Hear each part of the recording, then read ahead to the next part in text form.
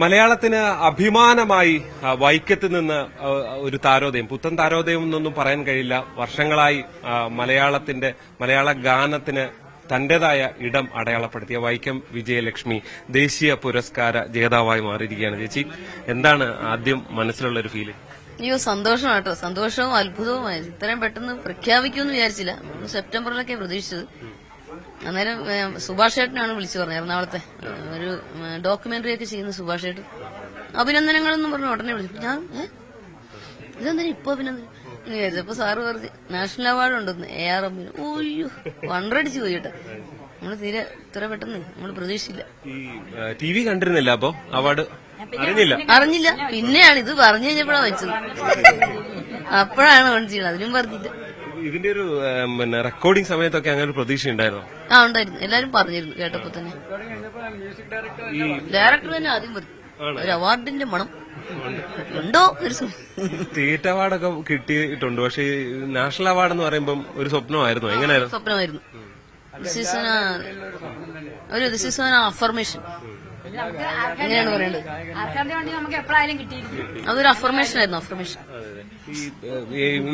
ഏതെങ്കിലും ഒരു പ്രത്യേക പാട്ടിനോട്, ഈ പാട്ടിനോട് കൂടുതൽ ഇഷ്ടം അങ്ങനെ എന്തെങ്കിലുമൊക്കെ ഉണ്ടോ ചേച്ചിക്ക്? അങ്ങനെ പ്രധാനമായിട്ട് ക്ലാസിക്കലാണ്, ശാസ്ത്രീയ സംഗീതം. പിന്നെ എല്ലാം ഇഷ്ടമാണ്. ലൈറ്റ്, സിനിമ ഗാനം, ഭക്തിഗാനം എല്ലാം ഇഷ്ടമാണ്.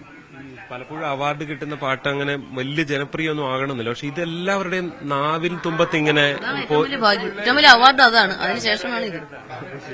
ഒരുപാട് ഹിറ്റായല്ലേ? അതെ അതെ, സംഭവം സെറ്റാ.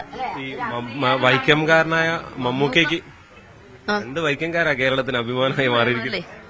മമ്മൂക്കയ്ക്കും അഭിനന്ദനങ്ങൾ, അവാർഡ് കിട്ടിയ എല്ലാവർക്കും അഭിനന്ദനം കേട്ടോ. രണ്ടുപേരും കൂടി നമുക്ക് വേണ്ടി. അതിപരം വേണം. പിന്നെ എവിടെയെങ്കിലും ഉയർന്നു പോയിട്ട് ഇഷ്ടമല്ലോ.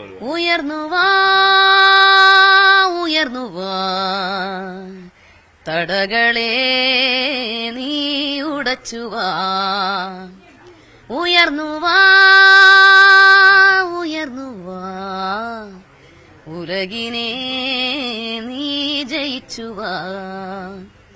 ഇതാണ് അതിന്റെ ട്വിസ്റ്റ്. അതിന്റെ ഏതാണ്ട് പാടുന്ന പാട്ടെല്ലാം ഹിറ്റ് ആവാറുണ്ട്. അതെന്താണ് അതിന്റെ തന്ത്രം? എന്താണെന്ന് അറിയാൻ പാടില്ല. എല്ലാം ഈശ്വരാനുഗ്രഹമാണ്. സംഗീത ദേവതയുടെയും അനുഗ്രഹം, മാതാപിതാക്കൾ ഗുരുക്കന്മാരുടെ അനുഗ്രഹം. അമ്മയ്ക്ക് എന്താ പറയാനുള്ളത്? അത് മോളെ ഏത് പാട്ട് പാടിയാലും അതിനൊരു പ്രത്യേക ഫീൽ ഉണ്ട്. അത് എല്ലാരും പറയാറുണ്ട്. ഞങ്ങൾക്കും അറിയാം. അത് അച്ഛൻ സാധകം ചെയ്യിക്കും. പണ്ട് മുതലേ കുഞ്ഞിലെ മുതലേ അമ്മയും അച്ഛനും സാധകം ചെയ്യിക്കുമായിരുന്നു. സ്ട്രിക്റ്റ് ആയിരുന്നോ? അല്ല, എന്നാലും സംഗീതത്തിന്റെ കാര്യത്തിൽ. അച്ഛൻ എന്താ?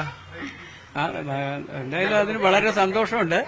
ഇത് മോൾക്ക് ഏത് പാട്ട് കിട്ടിയാലും അത് കർണാട്ടിക് ബേസ് ഉള്ള കാരണം അത് ഏത് രാഗമാണ്, അതിന്റെ എങ്ങനെ നൊട്ടേഷൻ, അതിനെങ്ങനെ മനോധർമ്മം ചേർക്കണം എന്നൊക്കെ മോൾക്കറിയാം.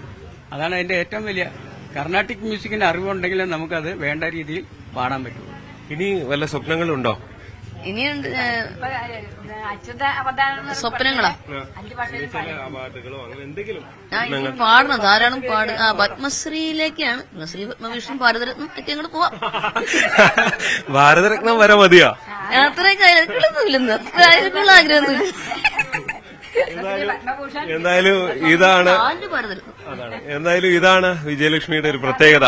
എല്ലാം തുറന്നു പറയുന്ന, ഓസ്കാർ വേണം, ഓസ്കാർ കൂടിയാകാം, എല്ലാം തുറന്നു പറയുന്ന ഒരു പ്രകൃതം കൂടിയാണ് വൈക്കം വിജയലക്ഷ്മി. എന്തായാലും മലയാളത്തിന് വലിയ അഭിമാനമായി തന്നെ മാറിയിരിക്കുന്നു ഈ വൈക്കംകാരി.